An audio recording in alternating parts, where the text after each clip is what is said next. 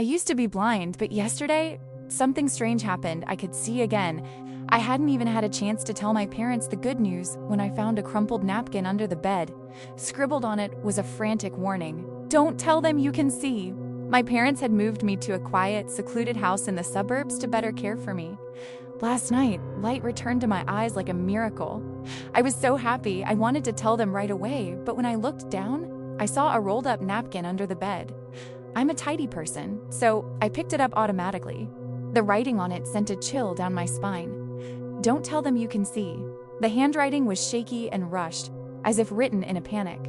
There was no one else in this house but my parents. Did they mean my parents? Who could have secretly slipped that note under my bed? For the past 3 months, the only people who had entered my room were my mother, my father, and my husband, Ethan Miller. Just then, a gentle knock sounded from outside. "Molly, honey, Ma made you some porridge." It was my mother's soft voice. I quickly tossed the note into the trash, but when the door opened, my heart sank. Standing before me was not my mother, but a stranger, a woman holding a bowl of porridge, smiling radiantly. Her lips were shockingly red, and her smile was so grotesque it made my skin crawl. This was definitely not my mother. Instinctively, I backed away, staring at her with wide-eyed terror. My real mother was kind and had a gentle, wholesome face. This woman's face was sharp and didn't resemble her at all. Yet, her voice was identical to my mother's. I wanted to ask her who she was, but the note's warning flashed through my mind. Don't let them find out you can see. "Molly, what's wrong? Are you feeling unwell?" The woman feigned concern and stepped forward. "I'll just put the porridge here. You can eat it later." I pretended to grope my way back to the bed and sat down, my voice slow and hesitant. "The porridge is still hot. Should I feed you, dear?" she asked sweetly. I quickly refused. "Mom, I'm a little sleepy. I'll eat it myself once it cools down." She nodded and quietly turned to leave. Only when the door closed did I let out a sigh of relief, cold sweat soaking my back.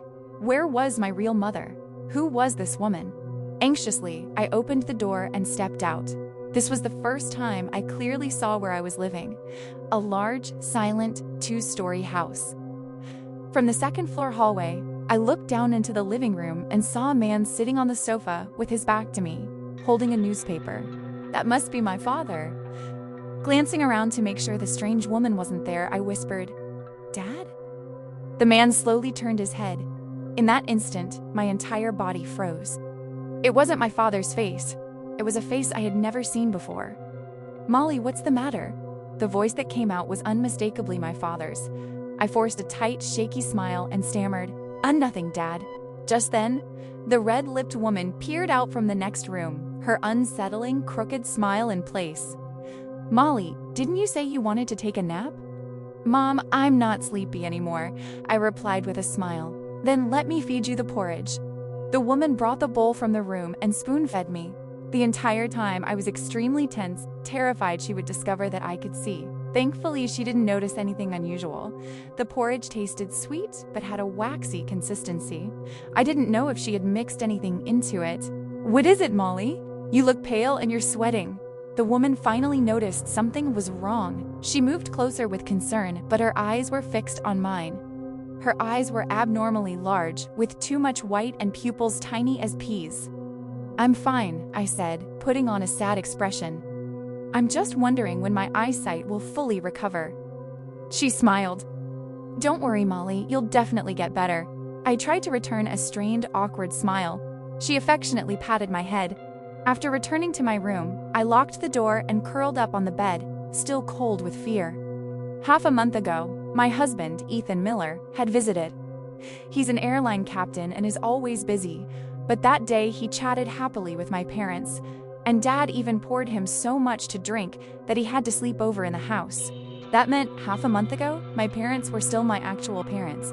I found my phone. When I was blind, I kept it on voice command mode. I immediately called Ethan. The call connected quickly, and his voice was as gentle as always.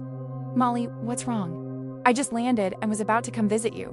"Ethan, what I'm about to tell you might be hard to believe, but everything I'm saying is true." I rushed out. He was silent for a moment, then replied, "Molly? I'll believe anything you say." I recounted the entire bizarre sequence of events to my husband. Ethan said, "Molly, I'm coming right now."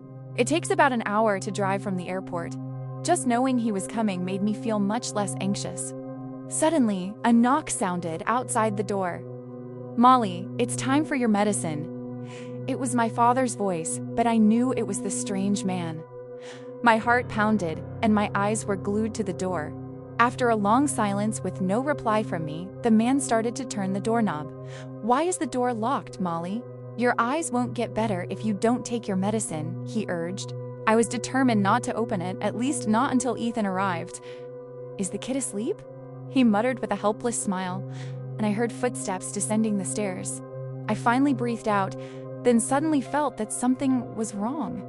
I had the feeling I was being watched. I cautiously approached the door and listened. It was silent outside, so the man must have left. Still uneasy, I carefully crouched down and peered through the keyhole. My eye met an eye with a small pupil and a large, unsettling amount of white. The man had his face pressed against the keyhole, staring intently at me.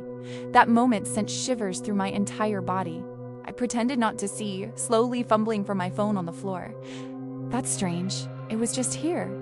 The eye vanished from the keyhole. I collapsed onto the floor, gasping for breath. Their behavior was so bizarre. This strange couple surrounding me must have some dark, secret agenda. I didn't know what had happened to my real parents. The only thing I could do was wait for Ethan. After an agonizing hour, I finally got a call from Ethan. His voice on the other end was frantic. "Molly, where are you?" His question confused me. "I'm at the house, the one you visited. Did you go to the wrong place?" I asked, bewildered. "I'm at the house," he replied, confused. "But you, Mom and Dad aren't here. The house is covered in dust, like no one has lived in it for a long time." His words terrified me. Ethan sent a photo. I glanced at it. It was the house, but it was thick with dust, looking abandoned. The sofa was covered in dust. There were cobwebs in the corners. It was completely unlike the house I was in, yet the layout was exactly the same. I suddenly remembered the man had a newspaper on the table, so I quickly asked Ethan to take a photo of that corner. The photo arrived instantly. There was a newspaper on the table, and the date stamp clearly showed it was today's paper. My heart clenched and the hand holding the phone trembled. "Ethan, I'm in the house. If you don't believe me, I'll video call you." "What is going on? Am I even alive?" I burst into tears. He tried to calm me. "Molly, don't cry. I believe you. Don't say foolish things. I've called the police. Don't be afraid. Now listen to me. I don't know what's happening, but until the police arrive, don't let them find out you can see. I don't know the impersonator's motive, but they haven't harmed you yet as long as you don't expose yourself. How much battery do you have? I need you to stay in contact with me." I checked my phone's battery. I usually didn't charge it before bed, so it was only at 15%. It wouldn't last long. I searched the room for my charger, but couldn't find it. Then I remembered. Last night, before I knew they were imposters, I was talking to the couple at the dining table. I was listening to an audiobook and charging my phone. The charger must be there. "The charger is downstairs. I'll go get it." I gritted my teeth, looked out the door, and stepped out. The hallway was silent. It seemed they were in my parents' room. I hurried down the stairs, went into the dining room, and found the charger as expected. Relieved, I reached to unplug it, but felt a cold sensation on the back of my neck. I turned around and was met with an expressionless face pressed close to mine. The woman leaned in, her mouth curling into an exaggerated arc. "Molly, I just noticed you're walking down the stairs much faster than before.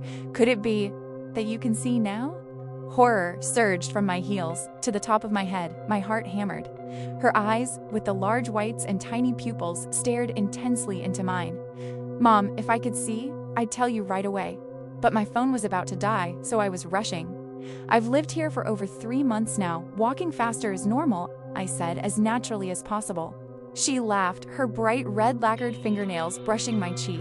Her hand was cold as a snake's scale, making me shudder. "I thought you could see, Molly. I got my hopes up for nothing. If you do see, don't keep it a secret from your parents, or we'll be sad. Give me your phone. I'll plug it in for you." She took my phone and looked down at it. Still talking to Ethan? I was extremely nervous. Ethan's voice came from the other end. "Mom, I haven't spent enough time with Molly lately, so I took 14 days off to come care for her." She smiled. Hurry home so Dad can cook your favorite braised pork. Molly misses you a lot too. Don't worry, I'll hang up for Molly, okay? It's not safe to talk on the phone while it's charging. Her tone and demeanor were exactly like a caring mother, but I alone saw her eyes. She was only pretending to look at the phone, but was actually glancing at me. When she finally left, my back was soaked in cold sweat and my legs were uncontrollably shaking. If Ethan couldn't find me, I had to leave the house. I decided that as soon as the phone charged at 30%, I would make a run for it. Suddenly, the kitchen cabinet door creaked open, for looked towards the sound, my face turning ashen. Dangling out of the cabinet was a soft, pale, limp hand. I recognized the black mole on one of the fingers. It was my mother's hand. My eyes welled up, and my body trembled. I took slow steps toward the cabinet. The hand was cold, even turning blue. This was clearly not the hand of a living person. My mother hadn't just disappeared. She had been murdered. This couple had killed my mother and hidden her here. In that moment, my first instinct was to run. But when I turned my head, I saw the man walking toward me, smiling pleasantly. His eyes briefly settled on the hand protruding from the cabinet, then abruptly switched to me. "Molly, what are you doing here? Your eyes are red like you've been crying." His voice was incredibly solicitous. But I saw him reach up to the knife rack and pull out a small paring knife. The man approached me with the knife, then suddenly raised the blade and aimed it directly at my eye. The tip of the knife stopped 1 centimeter from my eye. In that instant, a fierce survival instinct took over. I had only one thought: I must not let on that I could see. When he saw my eyes wide open but unblinking, as if I didn't see the blade in front of me, he slowly lowered the knife.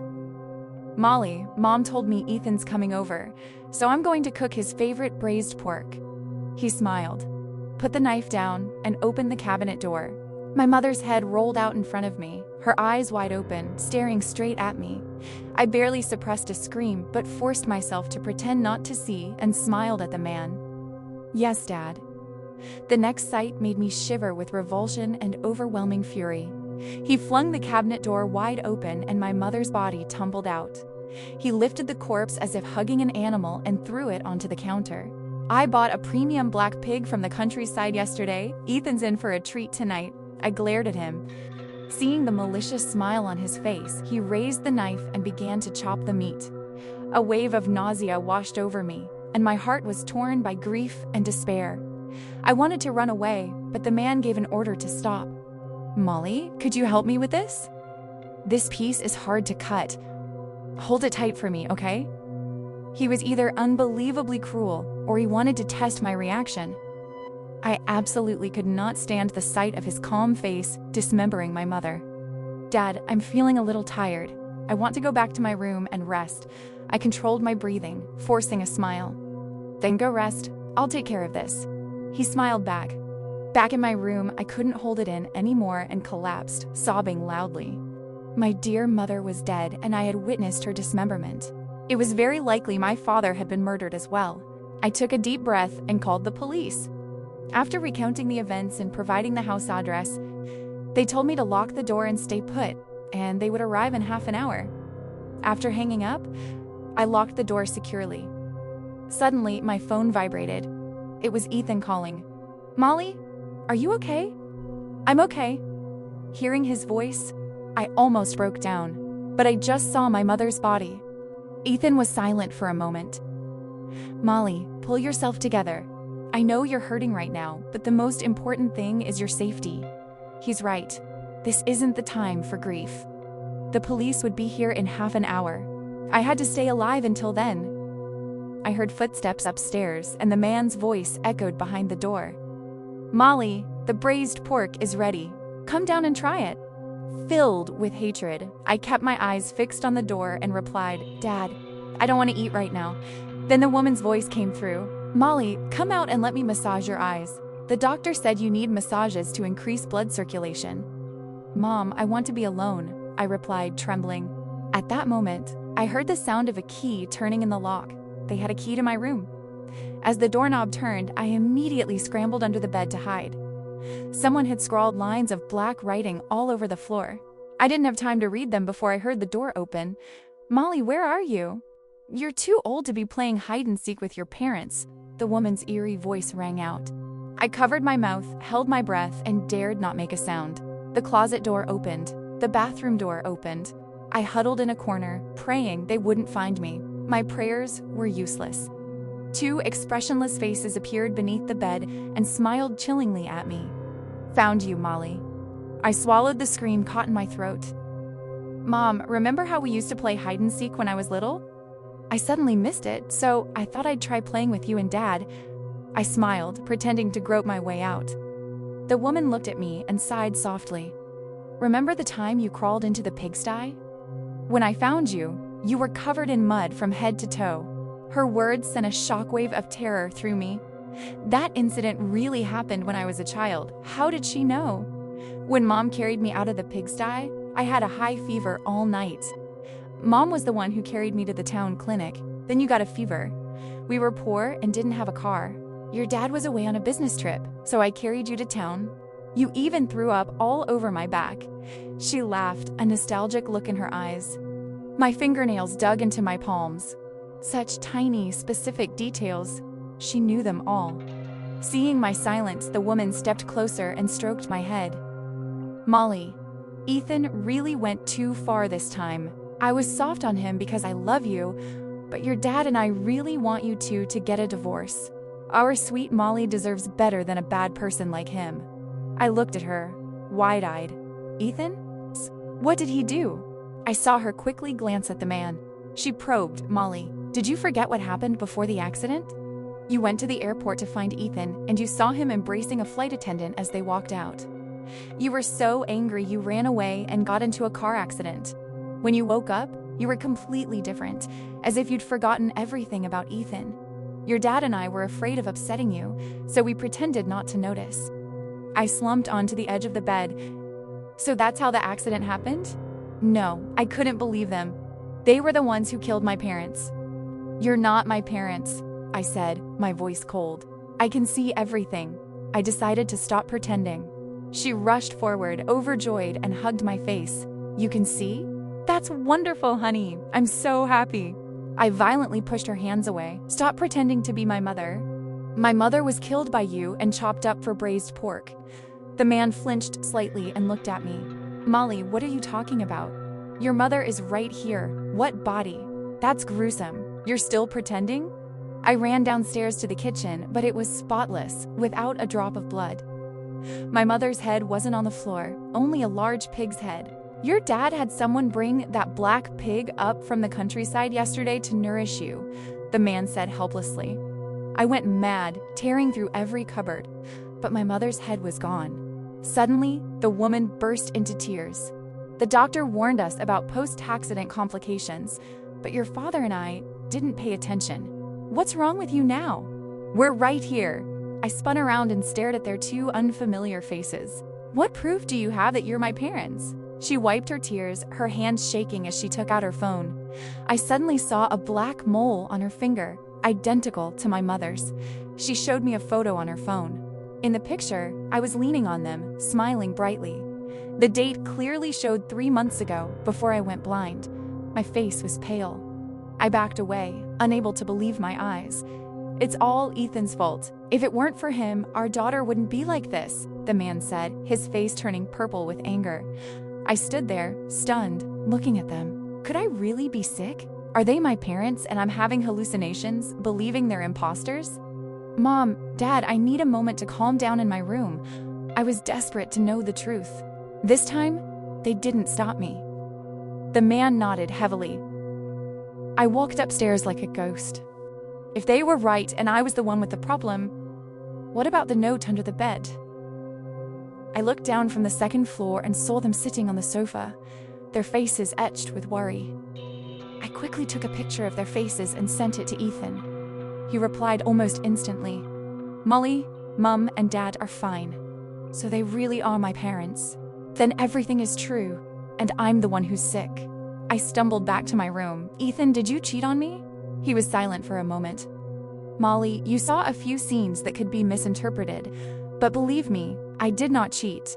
At this point, whether he cheated or not didn't seem as important as my other questions. First, where exactly is he? According to the photo he sent, he's in a house with the exact same layout as mine. Second, who wrote the note under the bed? A flood of doubts overwhelmed me. I remembered the unread scribbles under the bed and quickly crawled under. Molly White, that note was left by me. I was the you in the previous loop. You are repeating the exact same sequence. This is the 5th loop. It may sound strange, but the 2 people downstairs are truly not your parents. Don't believe anything they say, and don't trust Ethan. Don't believe the story about another identical house.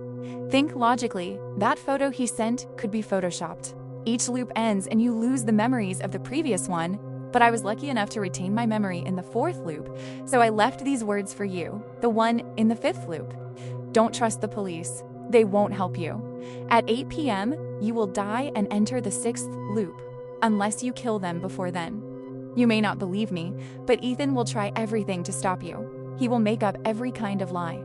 Molly, are you still on the phone? Ethan asked. Ethan, I want to kill them, I said calmly. No, Molly, you can't kill them. You can't do that. I decisively hung up the phone and gently opened the door.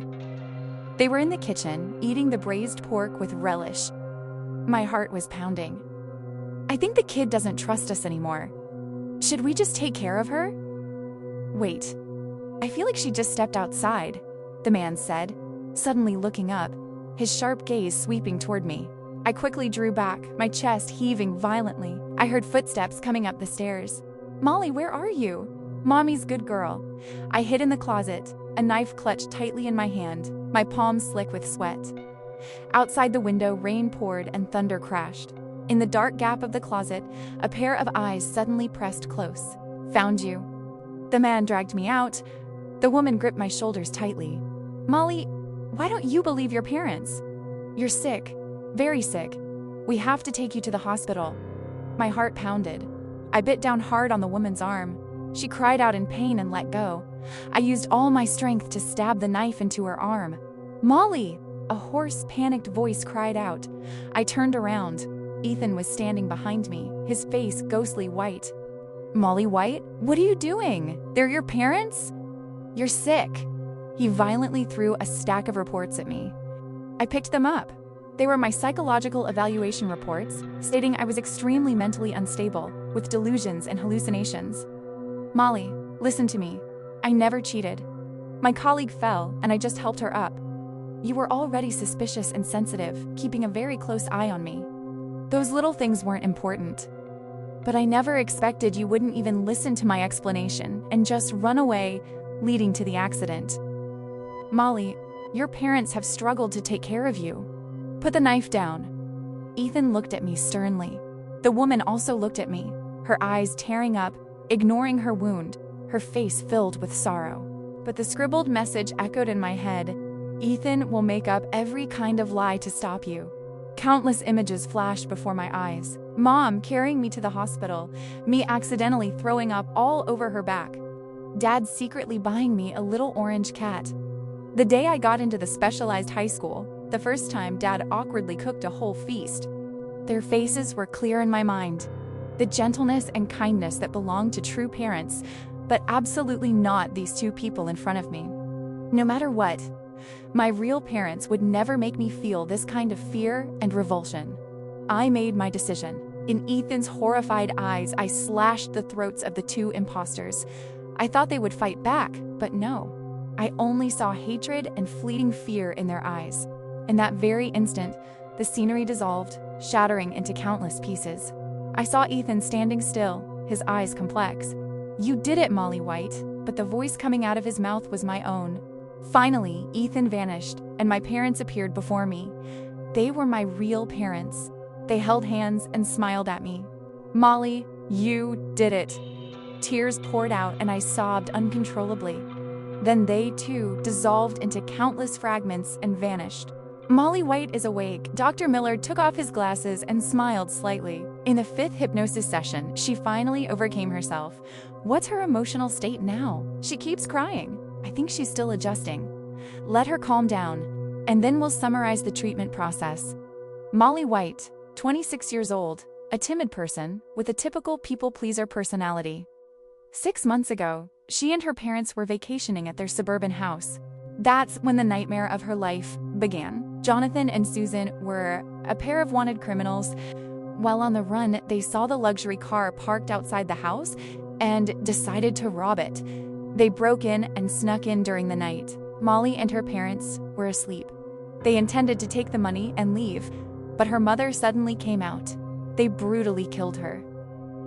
Molly's father was awakened by the scream and immediately knew something was wrong. He rushed to Molly's room, woke her up, and told her to hide under the bed. Immediately afterward, Jonathan and Susan found him and slit his throat right in front of her. Before he died, he mouthed, "Don't be afraid." Dr. Miller adjusted his glasses. Since then, she's suffered from survivor's guilt. Molly felt self-blame and torment for not running out to save her mother. With her weak and self-doubting personality, she fell into prolonged suffering and developed delusions and hallucinations. In her delusion, Molly believed her parents were still alive but hidden beneath the evil faces of Jonathan and Susan. To treat her, I conducted hypnosis. In her subconscious, she sees me as her husband, clinging to that image as a source of support. In her heart, I represent the weak instinct that always prevented Molly from taking that courageous step. But she finally overcame her fear and accepted self-forgiveness. An intern asked curiously, "Dr. Miller, what about that identical house?" "That was the real house where her parents were murdered," Dr. Miller explained. But her mind built another illusory house to bind herself. After explaining, Dr. Miller walked into Molly's room to visit her. She was sobbing, but he knew she had stepped out of the darkness. The greatest pain for a human being is perhaps the inability to forgive oneself.